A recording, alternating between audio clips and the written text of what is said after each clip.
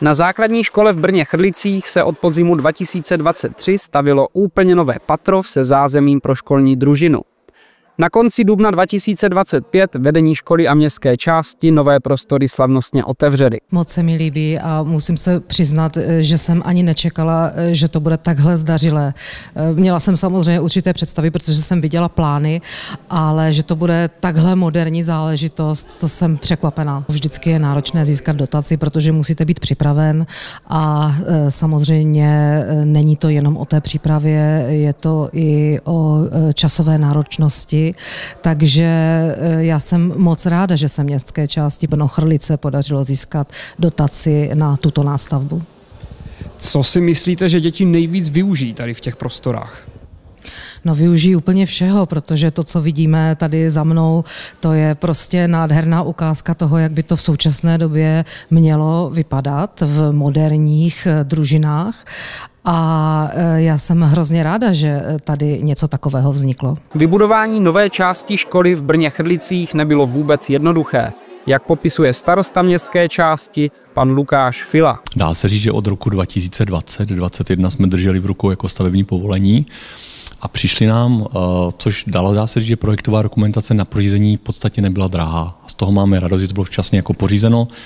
A směřovali se k tomu, že bychom po čase využili nějakých evropských dotací a školství je podle mého názoru hodně podporovaný jakoby subjekt, takže po čase se evropská dotace našla se v roce 2002-2023, začalo se to řešit. Takže tím, že se na podzim 2022 po komunálních volbách podávali žádosti o evropské dotace, takže se to vydařilo, byli jsme úspěšní. V létě 2023 se začalo soutěžit a na podzim 2023 se začalo stavět. Moje představa byla samozřejmě od chvilku dříve, od 3-4 měsíce. Samozřejmě vždycky jsou nějaké setrvačnosti, nějaké zdržení, takže tam jsme ideálně léto nechytli, prostě na ty stavební práce. Dělalo se někdy od 25. října 2023 a v listopadu 2024 se nám to dokončovalo. Opět byly nějaké zdržení, konkrétně s technologiemi pro požárně bezpečnostní řešení a to, co nám jako profesionální hasiči sdělili, takže na základě 3-4 měsíčního zdržení následovala kolaudace až koncem března. Dneska máme 24. dubna, slavnostní otevření, takže běh to byl velký, nejnáročnější to asi bylo pro výuku školy, která prostě probíhala za provozu v podstatě a děti byly sloučení jakoby ve třídách a jel takzvaný tandemový provoz, kdy byli tam pedagogové se střídali, takže asi pokud můžu říci, tak nejvíc za městskou část patří poděkování právě pedagogickým pracovníkům, pedagogickým i nepedagogickým na této základní škole. Paní ředitelko, co všechno se v rámci této přístavby na základní škole v Brně-Chrlicích přistavilo?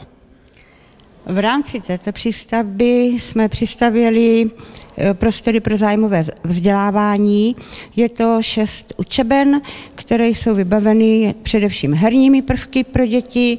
Každá učebna je jinak zaměřená, jednak podle zvláštností věkových, zájmových, tak, aby tyto prostory doplňovaly možnosti formálního vzdělávání i v rámci neformálního.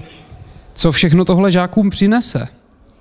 Určitě možnost většího vyžití právě po té stránce pohybové, po stránce tvořivosti, dovedností. Věřím, že podporou těchto prostor zvýší potenciál každého žáka. Jak náročné je to z pohledu vedení školy takovouhle velkou akci zařídit? No tak chvilky byly moc hezké, chvilky byly samozřejmě perné. Ty nejpernější znamenaly to, že v rámci zatečení do té stavby jsme museli i prostory v nižším patře vyklidit, což znamenalo přestěhování 7 tříd 1. stupně do prostor 2. stupně, takže jsme se museli všichni uskromnit, no a to nám trvalo téměř celý školní rok, ten minulý.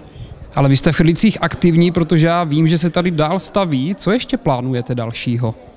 No, teď nás čeká možná ještě větší oříšek a sice bude to rekonstrukce školní jídelny a školní kuchyně. Cílem je jednak rozšíření těchto prostor a také navýšení kapacity. Vedení základní školy i městská část Brno-Chrlice je, co se týče rozšiřování školy, velmi aktivní. Před 5 lety se otevřelo podobné patro pro 2. stupeň a nyní se například dostavuje tělocvična. Přejeme všem chrlickým žákům, ať se jim nové prostory líbí a naplno je využijí.